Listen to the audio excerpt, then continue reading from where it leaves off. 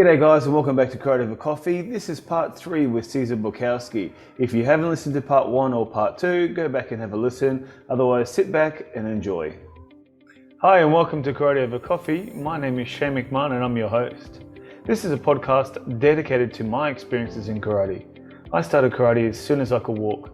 My parents owned a full-time dojo, so I literally grew up in the dojo as our house was on top. I've lived and breathed karate my whole life. And I've trained with some really amazing sensei, competed for my country, and I've learned so much about the evolution and history of karate. And I'm here to share my experiences and learn. Enjoy.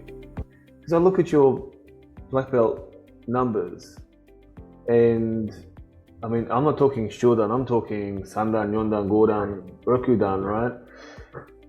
How do you keep them for so long? So this is number one thing that people need to do. You have to have a curriculum. Okay. Yeah. I don't mean kata. I don't mean 16 katas on the wall or 20 katas or 30 katas or whatever. You need to have a curriculum. The whole thing is when we talk about smiling, satisfied, and sore for the lower belts, but for the senior black belts, when you're talking about somebody who's been with you trained for 25, 30 years, I teach on Mondays and I have 4 or 5 8-dons take the class. Okay. So they've been training 45 years or longer. They still arrive for a class. When they come for a class, I go, holy shit, like it's not, I can't do a low block reverse punch front kick for an hour with them. They've been, so I have to make the class something of interest to them. There has to be some element that take away and go, gee, I never really thought about that. Or, wow, that was a new concept. So it places a burden on me as a teacher, but actually it's a wonderful thing because that burden will make me better, right? So the whole thing is that if your senior students are leaving and they're doing the same thing day in, day out, some people will say for social reasons, because of relationship, things like that, but the best way to maintain somebody who's been with you for a long time is to make sure they learn something new, and the whole thing about doing something new, some people take it to the very extreme, where it's always a new kata, whatever, but that's not it. It's just a different point of view, so, you have the famous, sorry about that. That's okay. That's, Perfect. So just, the famous woodblock print of Hokusai, the wave. You have the wave, the little boat there. Everybody knows the famous, but it's actually from a series of block prints called 36 Views of Mount Fuji. So everything you teach in karate, there's actually multiple ways of looking around it, presenting the subject in different different ways, things like that. So whether you're a 4-year-old white belt, you have to disguise repetition. Yeah. If you're a 65-year-old 8-dan, in some ways I have to disguise repetition as well. There has to be a new way. So, for the 4-year-old is doing, jumping around, keeping busy. For the 8-dan is developing their teaching idea and their own martial art perception. And that's really as a mission of a teacher. If you're going to teach if you're going to be doing a seminar, you're going to come to Canada, you teach. I'm sure you're going to put a lot of thought into what you're going to teach, right? Because you want to prove yourself. There's a lot of people watching you, whatever. But if you're teaching in a dojo, some people just walk in and they just start doing exercises, and you say, what are you going to teach? Oh, whatever, whatever. So for our junior instructors, we try to develop, they write a class plan.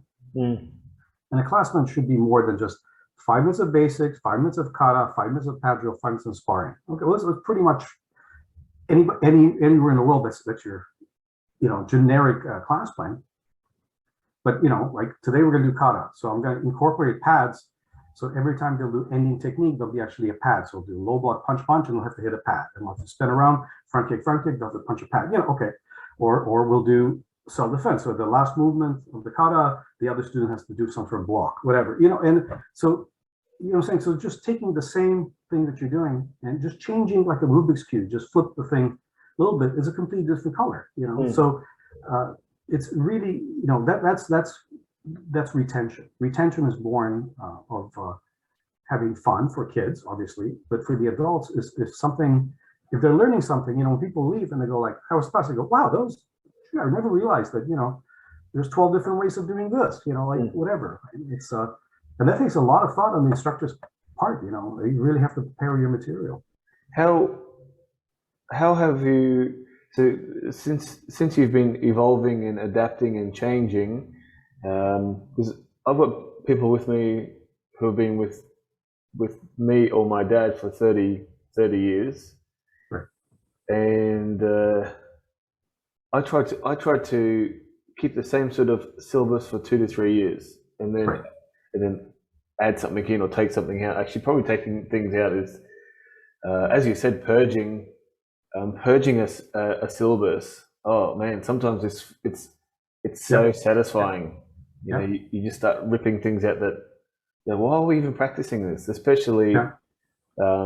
things like Sambo and Kumite, like the three-step Kumite. Yep. Yep. But anyway, um, Do you know what the difference between Ippon Kumite and Sambun Kumite is?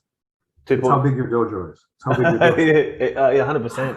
That's the only marker. You can Well, do Gohon Kumite if you have a big dojo. yeah, Really big yeah, dojo. that's right. Well, what's the difference between 45 degrees and 90 degrees in kata is how wide your dojo is, Yeah. right? So, like, it's And funny how many when, students you have on the floor as well. yeah, 100%, yeah. It's funny, just like off topic, about people creating a bunkai application or something when somebody's attacking from a 45-degree angle. You're like, oh, it's probably when that kata was created or altered or changed for whatever style that you are doing, would be the size of the dojo or how many people in the dojo, not Right. not specifically somebody's attacking from a 45-degree angle. Yeah. And yeah, I always find that funny. But back to retention, because retention is a massive part. Whenever you speak to a karate instructor or full-time martial art owner, the the thing is, when they say, oh, I need help to get students in, because once they're in, I can keep them for ages. But that's not the case. Well, can I tell you? So I asked that question to a lot of people. I used to do some business seminars and things like that. Yep. And I would say, how many of your students quit every year? And they'll say, nobody quits. Okay. Nobody quits. I said, okay, well, how many students do you sign up on the average of the month? They said, well, I sign up with 30 people every month. I'd be open for 3 years. So I said, okay, so that's 360 times 3. So do you have 1,260 students? He said, no, I have 115. But nobody quits. Yeah. So either they're fooling themselves or they're terrible at math. Yeah. So definitely the secret to successful school is to have one more student stay than are going to quit. Yeah.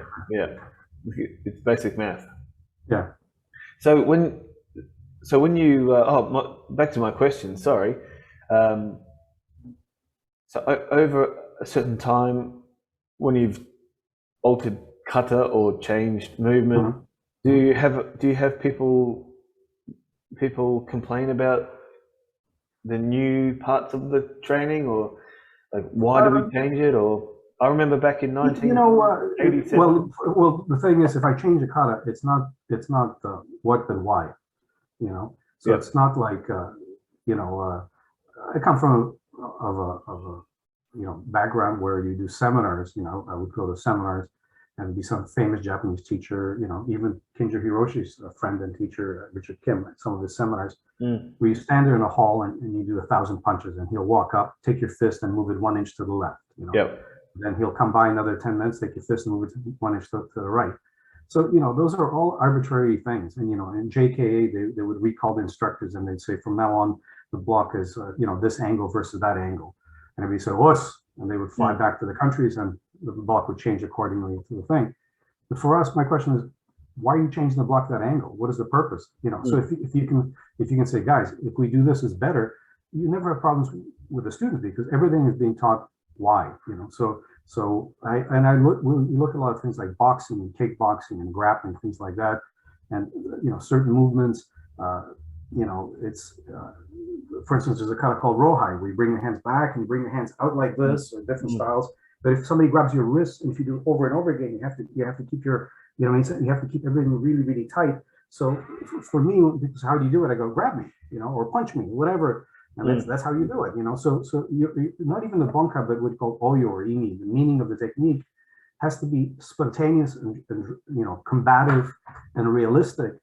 And it has to work on anybody. You can't say, no, the punch has to be you got to bend your elbow when you punch. There's no such thing. So you use sen, intuition, and you use ma'ai, timing and distance. Obviously, that's, somebody's very senior, they'll have those attributes faster than somebody who's a green belt, but it has to work for everybody. If you're teaching martial arts, which 90% of it does not work. That's why you're going to lose students to MMA and Brazilian Jiu-Jitsu and kickboxing, things like that, because they're such simplistic that, a jab, hook, cross on a pad, if you hit somebody in the face, they'll fall down. But if you're doing very esoteric techniques in kata, they're not practical. If you look at, in the late 50s, early 60s, JK released some of these black and white films, which, you can see like, they're making mistakes in the katas, they forget the kata and they restart it, whatever. But they have these blocks, like the guy punches, you block here, and then you turn back, you block there, then you go back to the guy, you kick here, and then, people like Pat McCarthy will come in and they'll do this crazy bunkai for every movement. We have to be open-minded, we have to be open-minded. If what we teach is not effective, it's not just a, need, it's a responsibility to make it, a living organic thing that could be useful. And I think it's all there. Yeah. I think a lot, as you said, a lot of dojo struggle to attract adult members and retain adult members because what they're teaching is karate based around children's karate. Right. With the step back upward block punch, right? And classify that as self-defense, but that adult will only stay for a certain amount of time and realize, hang on, boxing is a better alternative. But there has to be hybrid. You could teach a hybrid system. So when I look at walking up on the floor doing blocks, it's a corporal exercise. Yep. So let's say, this is the same thing as doing stride jumps in some ways. You have to do stride jumps, you have to do push-ups, you have to do sit-ups, whatever variations, you do crunches, whatever. You need to do that just to become stronger. So look at that. Now we use a lot of pads, and the way I structure my martial arts is very kind of anti-karate in some ways, because at a white belt level, 90% of your practice will be a solo practice. So lots of punching in the air, kata basics, things like that. But at black belt level, 90% of your practice will be with a partner. Partner training, pads or stuff like that. So everything has to be applicable. Everything has to be applicable. And if you're doing a movement from a kata, there has to be 3-4 variations. And then you have to do it in a way that the person's not cooperative, because it's everything, in old Japanese Budo, there's a tori and uke, tori and shite and uke, the doer and the receiver, which is actually the faller, right? So if you're the faller, we already know how the scenario is going to play out, right? If you're going to boxing ring, or if you're going to a BJJ match, you go there, you look around, the other person wants to take you down or punch you in the face. They're not going to fall down for you. But I think there's a middle ground. I'm not talking about being this crazy dojo where people are afraid for their life when they come in. The techniques have to be done in a realistic fashion, and it's just every technique you do in the air, you should be able to do on the pad or heavy bag. Yeah, 100%. When you set out a curriculum, how often do you update it? And well, we have a huge curriculum. So my curriculum is, what we put on paper is actually like a section of it, and we'll move around. So one thing, I'm a collector of things. I collect everything. So let's say, when you take somebody's wrist and you twist it, so in Japanese, kotegaeshi, and I really learned that more from Aikido, Aikijutsu, Jiu-Jitsu people, because again, we cross-train with them, and I teach at different camps with them. So we have 10 different ways of doing it. So we'll do it this way, we'll do it with an elbow in the hand, I'll do it from the back, the variations. Armbar, we do 10 variations of armbar, rear choke, 10 variations, rear choke, 10, so I'm not going to teach 8,000 techniques in a class, but I'll take version, this class I'll do rear choke 1, and next class I'll do rear choke 8 from the, as a thing. And the whole thing is that eventually, rather than being a copyist, if you're a new black belt, you will basically copy whatever is written on the blackboard. But my mission is for you not to copy on the blackboard, but to write your own essay, write your own book. Right?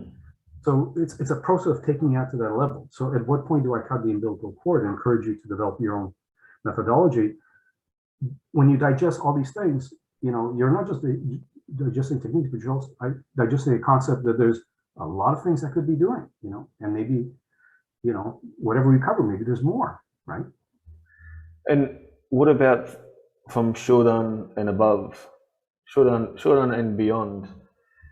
Well, it's like, for instance, we do a lot of Kobudo. So I trained with, I've been to Okinawa quite a number of times, and I trained with different teachers like Matsuyoshi Shinpo on 5 different visits, and Akamiyesuke and different teachers, and so I basically collected all the kata lists. So we do complete Ruju Kobudo kata list.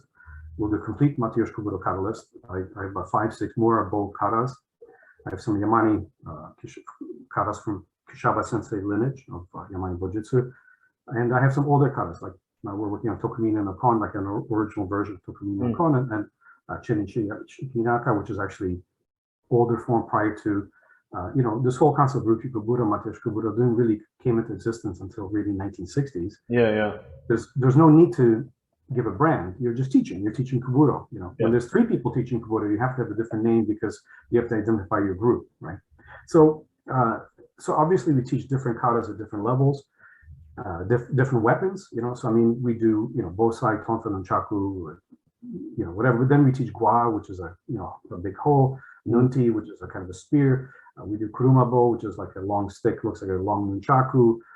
So we teach all kinds of very exotic suruchen, like a swinging things, all kinds of exotic weapons.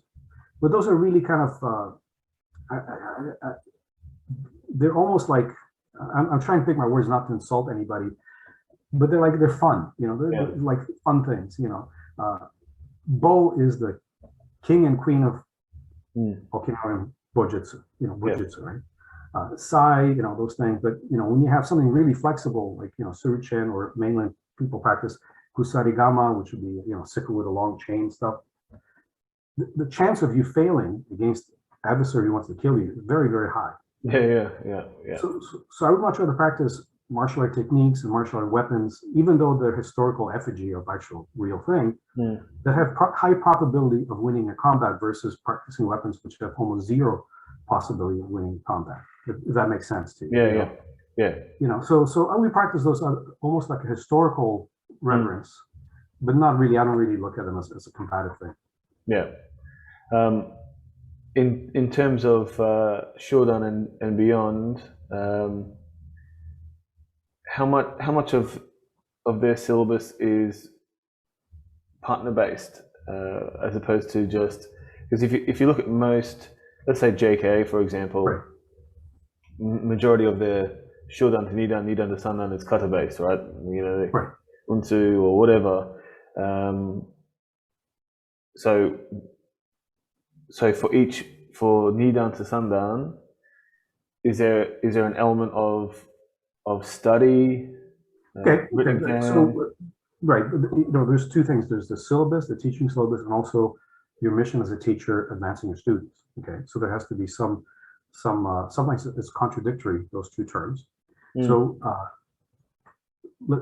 I've created these 30 techniques. So we have three levels. So basic is against pushes or grabs. Somebody guards you from the back, you do, somebody pushes you, somebody sees you from the side. Intermediate is against punches, and advanced is either punches or done with a knife. So whether you defend a knife, or you have a knife and you defend knife against knife. But sometimes atrophy sets in because you're doing these things repetitive manner all the time on the left side, and even if you do on the right side, you default to these 30 techniques. So we practice a lot of spontaneous stuff. We do, kneeling, self-defense, we do seated self-defense, things like that. And a lot of people will still default 90% maybe to the curriculum things, but I'm trying to move things slightly off the menu for the higher belts, 3rd dan and above especially. It should be spontaneous, it should be creative, and it should be something which is their own, rather than basically copying what's written on a piece of paper. Yeah, okay, that's interesting, especially when I think at a sort of Nidan Sandan level is 10 years of training is when you really start to come into your own. You have your own style of training. Yeah. Not specifically style of training. I hate that word style, but like your own. Your body shape is different to my body shape. My age is different to your age, and you start to adapt your own training to your own environment as well, or your own inabilities or your own abilities.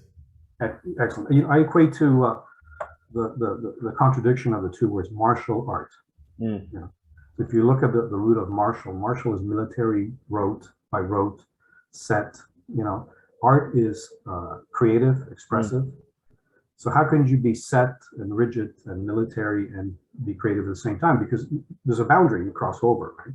So if you go to any famous museum, the Uffizi Gallery in Florence, if you go to the Louvre in Paris, you'll see students copying famous paintings or statues. They'll sit there and they'll copy the Mona Lisa, whatever.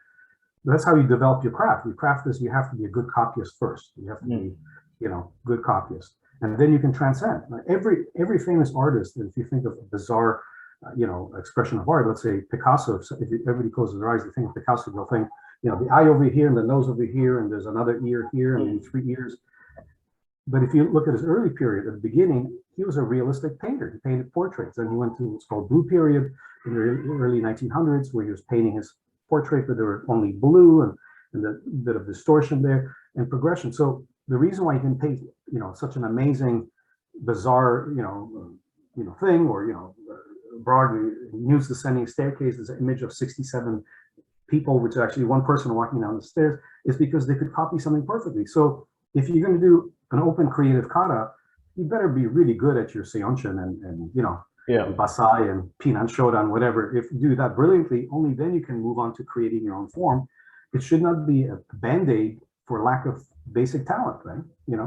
So martial art for 10 years, you have to do, you have to sweat out the, every term that's, the sensei says, if you use the term us, you say us. If you hi, onegaishimasu, whatever, you just respond, yes, I will do it. And that's it. And then after, that sandan level, when you approach that sandan level, then creativity, then personal ways. And I always ask my students when they do something differently from what I'm doing, I will never say you're doing it wrong. I'll say, why are you doing this? Well, and they'll say, well, I got hit in the knee here, so I'm protecting my knee. Thumbs up, maybe it's, so I learned from that. Yeah, I think BJJ, the average to black belt is 10 years. Well, that was the same in karate. You have to. That was exactly the same when I started. So those things. That's already accelerating BJJ now. It's faster and faster because there's a lot more black belts. There's a lot more teachers. A lot more black belts. Yeah. And now it's becoming a commercial thing as well, right? So people need to go through belts and things like that as well. Yeah. A lesson plan. Does each dojo have their own lesson plan system, or do you all have the same? How does that work? The teacher develops their own lesson plan, but we all teach the same system. So again, if you have 200 people walking test for the shodan in a gym from different schools, they're all doing the same material. So they're all doing the same kata, they're all doing the same self-defense set, they're all doing the same pad drills. So it's all set. But the teacher will, aspects different stuff. We try to have a different feature for every day. So one day will be more basic oriented. Another day will be pad oriented, whatever it is. So you have a monthly calendar, and be like focus of a day, because we want to keep it fresh and interesting for people. But most senior instructors will have special classes for the senior black belts, to a specific topic. And one of the other reasons why we retain so many senior black belts is this whole concept of mind, body, and spirit. Like Shingi Tai, or all these different concepts. A lot of people talk about spirit, but they don't really. There's not much of it in the dojo floor shared. Mind, people. The reason why things like podcasts, the amazing karate nerd group that Jesse Camp started, Pat McCarthy's group, it's because the teacher's not really teaching them what they need to learn, right? So they will go outside, and both Pat McCarthy and Jesse Camp and other amazing teachers, they provide information these students are not getting in the dojo. I don't know whether the teacher does not know that information, cannot teach it. You can certainly glean it yourself. You can certainly research it and provide that information for your students, or they're lazy, or just they're not interested in it. So some people are very historic centric. For me, for like 20 years ago, I was obsessed about history. I could tell you that the Satsuma landed, on this part of the beach and this day at this hour, whatever. Right now, I don't really care about that kind of stuff. But I have a general idea of history, where things come from, the genealogy of teachers. I'm much more, because I'm interested in progression of techniques, not just empty historical dates. To me, it's a living, organic thing. It's not just something in a book, right? But if your student's looking for that, you have to have a resource for that. If they're looking for something about Japanese culture, you have to have a resource for that. If it's, all those things. So if you have a student and they're reading 10 books a year on their own, that's wonderful. But also that's the information you're providing in Dojo. Yeah, yeah, yeah. That's interesting too. Very interesting. So that's a way for retention, a huge part of retention. Right. Especially older students, when they start hitting late 30s, 40s, 50s, 60s, they want to know more, Yeah. and sometimes in the 50s, 60s, 70s, there's a lot of injuries, like I have, double hip replacement, I have 3 screws in my shoulder and things like that. So I train as much as I can every day and I teach every day. But in terms, I'm aware of my own mortality, if you will, so I try to develop more, more cerebral concepts of teaching, more cerebral concept of understanding martial arts, rather than just saying do it like this. So I can no longer outkick my students.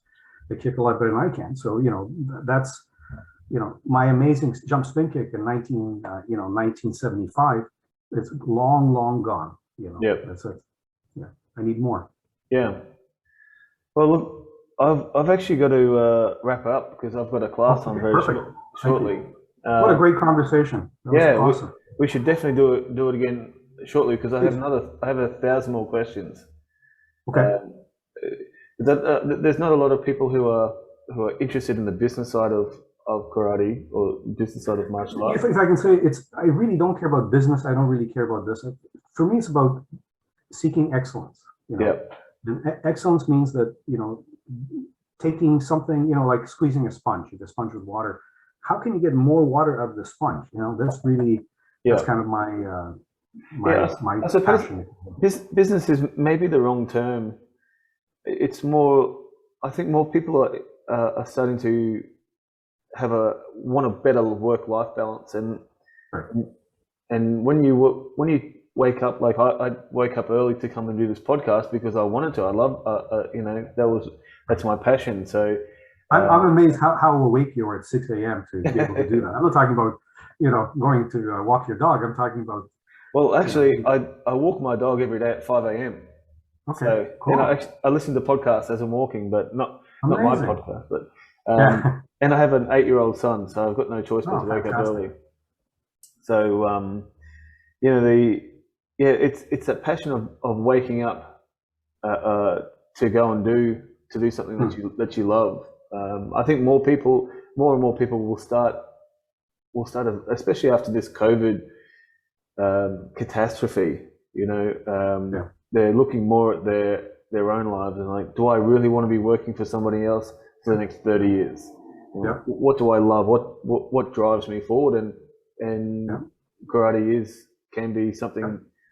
I know I certainly, when I wanted to do it full time, it was never about making millions of dollars, but it was about making my karate better and be able to spend more time doing the thing I want to do, and spending more time with my son. I take him to school, I pick him up from school. These flexibilities are not, you can't do that in every job. Right. But when you can run your own race and create your own syllabus, and like what I teach is different to my father, my father taught, because my experiences are different to his experiences. As it should be. As it should be, yeah.